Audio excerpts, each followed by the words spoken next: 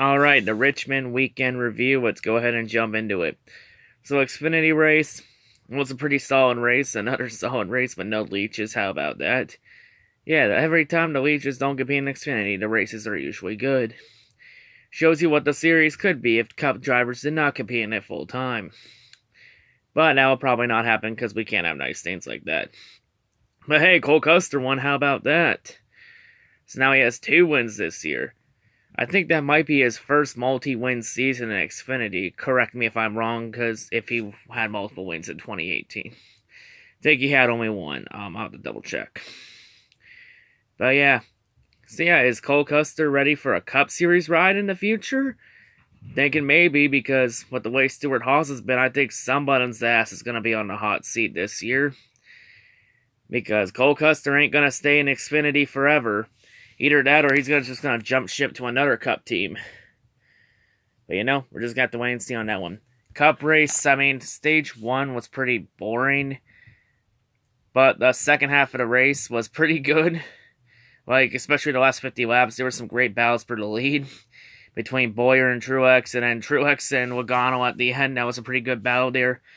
I honestly thought at the end Logano was going to do the bump and run to Truex again. It was looking like it, but Truex was ready. He moved up the track to prevent it, and Logano just couldn't get there. Truex wins. He finally ends his short track losing streak. Finally wins a short track race in his career. Yes, Truex, you done it. You finally won a short track race. Well done. I am so proud of you. How about that? So Truex gets his first win this season, and of course, this means Truex is officially chase-bound. And believe it or not, this is the first NASCAR weekend since the Daytona 500 weekend where Kyle Busch didn't win a race. That's crazy, man. Crazy. Yeah, first weekend since the 500 where Kyle Busch didn't win a race in any of the 3 series. Because trucks, he won Atlanta in trucks. And yeah, you get the idea. But yeah, Kyle Busch gets it done. Truex gets it done. And Kyle Busch got it done. Yeah, Kyle Busch got it done by choking it. Because Kyle Busch was making a solid run and then choked it again. Eat shit, Kyle. Don't worry, Kyle. When the Henrik car gets their first win this year, I got a special intro for you and all your dumb fans. I got a special plan for you. So you better hope to God Henrik doesn't win a race this year. Or you're gonna get it. But yeah, anyway, moving on, because there were some other races also after the Cup race on Saturday. Because Sunday, Formula 1 Chinese Grand Prix, the 1000th race in Formula 1. Nothing really happened in that race. Lewis Hamilton wins again. So Mercedes have won the first 3 races of the year. At least Sebastian Vettel got a podium, but that's not good enough. So yeah, it's looking like it's going to be one of those years for Mercedes. Again. Let's move on, though. IndyCar race in Long Beach. Pretty slow. It was actually a boring race. It was a race completely dominated and won by Alexander Rossi. He just completely dominated the field today. It wasn't even a close race. So yeah, Rossi wins again. For IndyCar, IndyCar's off till this mid-May for the Indianapolis Grand Prix on the Indy Road Course. So yeah, IndyCar is pretty much off until Indy 500 weekend. Because you got the Indy Road Course and then all the qualifying stuff in the Indy 500 in May. At the end of May on Memorial Day weekend. Yeah, Cup Series is off for 2 weeks until Talladega. So yeah. And same deal with Formula 1. They're also off for 2 weeks. And they'll be back in 2 weeks. So yeah, next weekend there will be no racing. So it is truly an off week.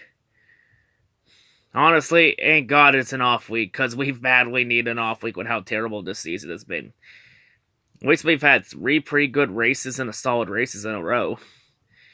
Something I didn't think we would have even remotely close to with this package, but hey. If there's anything this package is making me eat a pile of shit over, it's 3 solid races in a row. I guess that's one plus. You still got a long way to go. Talladega is really going to be an interesting race. Because that's going to be the first race since the 80s that they didn't run restrictor plates on. So yeah, it's going to be a non-restrictor plate race. To be honest, I have no expectations for Talladega, along with most of this season. Honestly, I think the worst case scenario for Talladega in 2 weeks is that Talladega becomes another version of Pocono or Indianapolis with this package. With no restrictor plates. Because you're just going to be able to flat foot it, no problem. You'll never have to lift your foot off the brakes. With your foot off the gas. So yeah, I have a feeling Talladega might become a shit show with no restrictor plates. Gonna be interesting. So yeah. And the good news is with Talladega coming up, we're going to have Thrash Maniac back with his best great wisdom on NASCAR. Gonna be great to have him back for a weekend. But yeah, and oh, by the way, Kamikaze Games, I hope you enjoyed those $10 I sent you. Hopefully you had some pizza on me. But yeah, that's about gonna wrap it up here. Oh yeah, NASCAR did finally make a change to their qualifying rules. 2 weeks later after they initially said they were gonna make changes to it. Following that Auto Club bullshit. So the new rule is that now, every round is only 5 minutes long. So yeah, in other words, they pretty much cut qualifying down. They probably saved an hour on qualifying.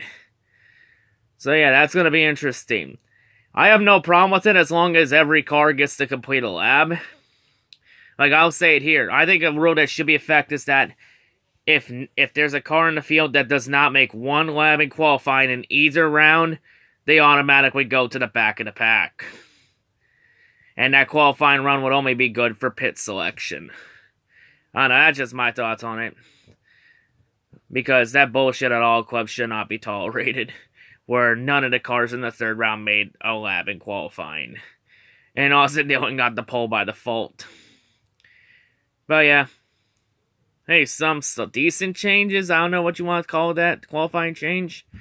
But hey, it's something. At least NASCAR's trying to do things. You know? But they still got a long ways to go to get the sport back on track. Good luck. But yeah. So yeah, an off week. So yeah, no racing next weekend, which is sad. But hey, you know, let's all enjoy this off week while we can. But yeah, that's going to do it for me here. That's all I got to say. Hope everyone has a great day. I'll see you in 2 weeks. Peace out.